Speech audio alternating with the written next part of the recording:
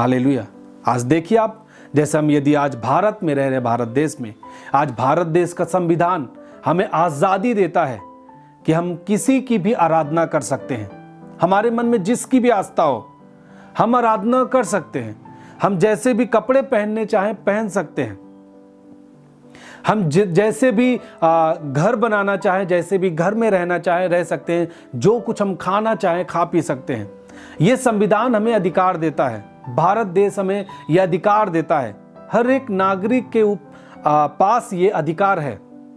परंतु यदि संविधान के अनुसार जो अधिकार है हमसे छीना जाए, इसका मतलब हमें गुलामी की अवस्था में कोई ना कोई रखना चाहता है। हालेलुया। क्योंकि संविधान जो अधिकार देता है उसके अनुसार यदि हम काम करते हैं तो ये तो हमारे लिए ये हम ये कानूनी तौर से अच्छा कर रहे हैं। लेकिन उसे अधिकार को यदि कोई छीनता है, संविधान ने जो हमें अधिकार दिया यदि उससे कोई छीनता है, इसका मतलब वो हमें गुलामी की अवस्था में रखना चाहते हैं। हालेलुया। हमें समझना होगा। ऐसे ही आत्मिक तौर से यदि हमारे अधिकार को, आत्मिक तौर से जो हमारा अधिकार है, हम आशीषों को प्राप्त कर सकते हैं, हम सफलताओं को प्राप्त कर सकते हैं, हम शैतान को अब पैरों तले रख सकते हैं। यह हमारा अधिकार है।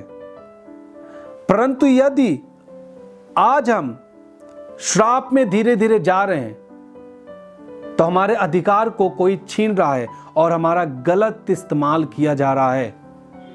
हालेलुया। देखिए, शैतान हमेशा गुलामी में रखना चाहता है परमेश्वर के लोगों को, परमेश्वर की संतानों को, उसकी सृष्टि को। शैतान कभी नहीं चाहता कि एक व्यक्ति आजाद हो। आप देख लें अपने जीवन में, शैतान जो चाहता था वो आपके जीवन से कराता था।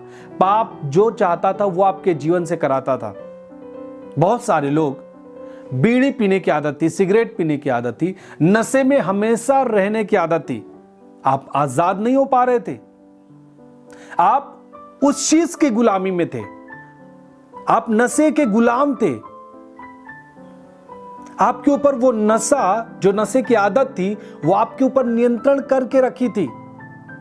शैतान की ये सब हथियार है कि एक मनुष्य को किस तरीके से अधिकार में रखा जाए, एक मनुष्य को किस तरीके से गुलामी में रखा जाए। आपको लगता है ये तो नशा है, इसमें कौन सी बात है, ये तो सब करते हैं, हम करते हैं, इसमें कौन सी आजादी और गुलामी की बात है। नहीं, गुलामी की अवस्था ये जो है, ये धीरे धीरे आपको नष्ट करेगा, आपको विकसित नहीं होने देगा, आपको बढ़ने नहीं देगा। आप देखते हैं बहुत सारे लोग नशे कर करके अपने शरीर के जो अंग हैं वो खराब कर लेते हैं। शरीर में तमाम प्रकार की बीमारी हो जाती है। उसके बाद धीरे धीरे क्या होता है कि वो व्यक्ति का शरीर कमजोर होता है और वो व्यक्ति मर जाता है।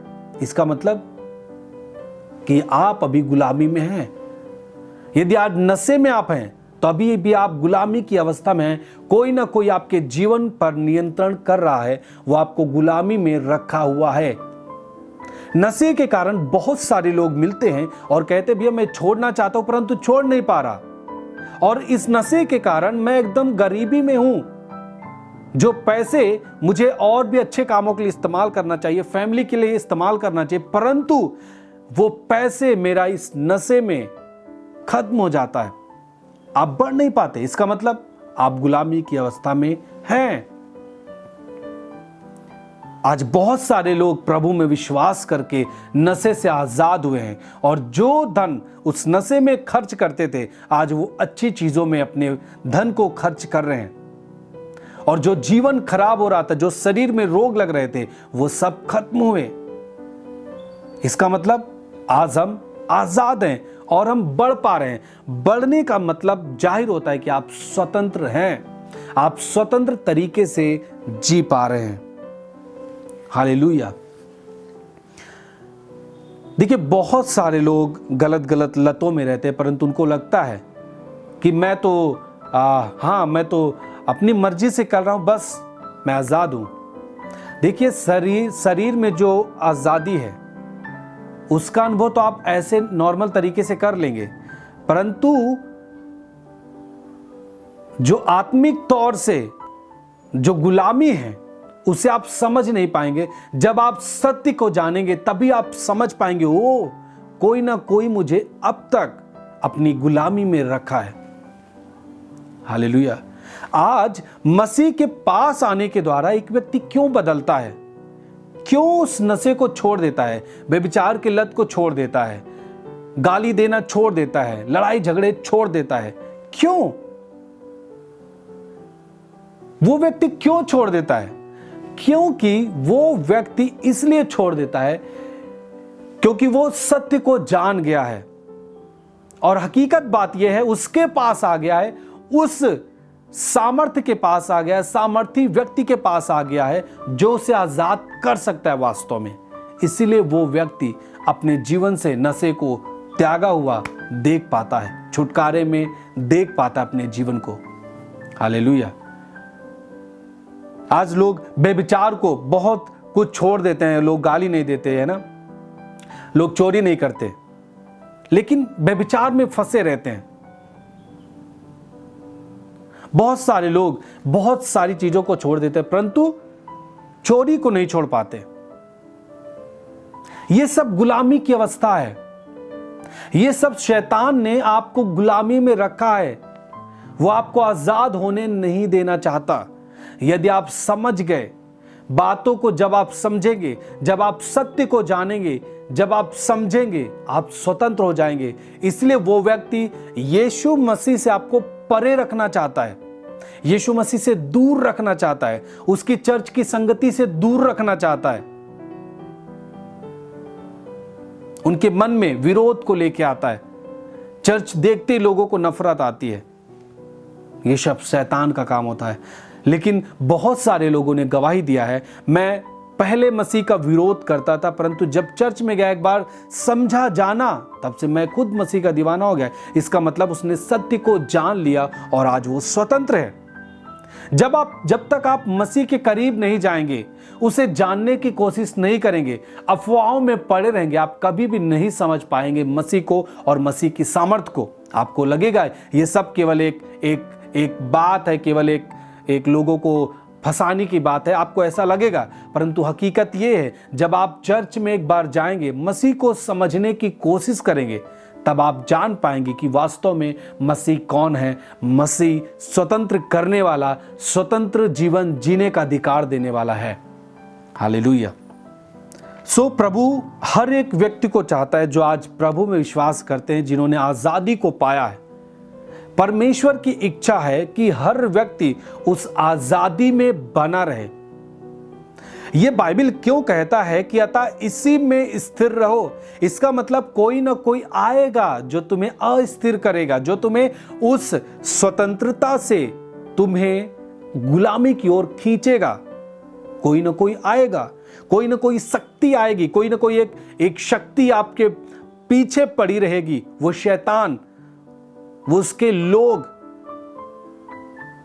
वो उसकी सामर्थ आपके पीछे पड़ी रहेगी ताकि आपको उस स्वतंत्रता के जीवन से आपको गुलामी में लेके आए। ऐसे ऐसे काम आपके जीवन के लिए लेके आएगा। आपको समझना होगा, जब भी कोई आप काम करेंगे आपको समझना है ये मसीह के वचन के अनुसार है या फिर नहीं। ऐसा तो नहीं कि ये मेरे आज़ादी को छीन रहा है, ये काम यदि हम करें तो हमारी आज़ादी जो मसीह ने दी है छीन जाए। आज बहुत सारे लोग संसार के साथ समझौता कर लेते हैं, जादू टोने में पड़ जाते हैं। मसीह ने हालांकि उन्हें छुड़ाया है, उन्होंने गवाही को दिया है, कई साल से वो आजाद हैं, बहुत सारी बड़ी बड़ी बीमारियों से प्रभु ने छुटकारा दिया, बच्चों की आशीष दी है, बच्चों को अच्छा जीवन जीना सिखाया है, गलत आदतों से पति को छुड़ाया है, पति को नशे से छुड़ाया। परंतु समय बीतता गया और कभी ना कभी कोई एक छोटी सी भी बात, छोटी सी कोई समस्या, कोई दुर्बलताएं फैमिली में आया और हम क्या करते हैं कि हम तुरंत हड़बड़ा जाते हैं और जादू टोना करने वालों के पास, तांत्रिकों के पास जाने लगते हैं। विश्वास करते हैं प्रभु पे, नाम लेते हैं, परंतु सोचते हैं हम ऐसे भी काम कर लें जल्दी छुटकारा हो जाए, या फिर कुछ ना कुछ अलग तरीके से आप अपने जीवन को अच्छा बनाने के लिए सोचने लगते हैं। मैं आपको बताना चाहता हूं, ये एक शैतान का तरीका है कि आपको आपके आजादी से दूर करे। ये उसका एक फंदा है, ये एक फिर से जाल है जो आपके ऊपर फेंक रहा है।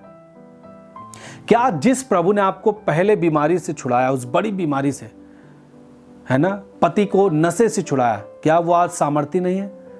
क्या वो आज जीवित नहीं है कि आपको आपके बच्चे के बुखार को ठीक कर सके? देखिए, डॉक्टर के पास जाइए। डॉक्टर के पास जाना पाप नहीं है, ना कोई गलत काम है। डॉक्टर के पास जाना अच्छा है, परंतु जादू टोना करने वालों के पास, तांत्रिकों के पास कभी नहीं जाना, क्योंकि यह परमेश्वर के वचन के खिलाफ है। आप डॉक्टर के पास जा सकते हैं, सलाह ले सकते हैं, वो बहुत अच्छी बात है, क्योंकि बाइबल कहता है कि जो बीमार है उनके लिए वैद्य की जरूरत है। हालेलुया। सो डॉक्टर के पास जाना परमेश्वर के वचन के अनुसार गलत नहीं है, परंतु एक जादू टोना करने वालों के पास, तांत्रिकों के पास जाना, संसार में फिर से उसी गतिविधियों में जाना, उसी कामों को करना, वो परमेश्वर के वचन के खिलाफ है। वो चीज आपकी आजादी को छीन लेता है। आप तो कहते हैं कि हाँ मैं मसीह में हूं, परंतु आप धीरे धीरे करके गुलामी में चले जाते हैं, उसी गुलामी में जहां शैतान फिर से आपके ऊपर राज करता है, और धीरे धीरे करके जो आपकी जिंदगी जैसे पहले थी उससे भी खराब कर देता है। फिर आपको बाद में फिर समझ में आता है कि अब मेरा जीवन क्या हो गया है। फिर से आप प्रभु में आने का प्रयास करते, तब तक आप बहुत सारी चीजों को खो बैठते हैं। हालेलुया।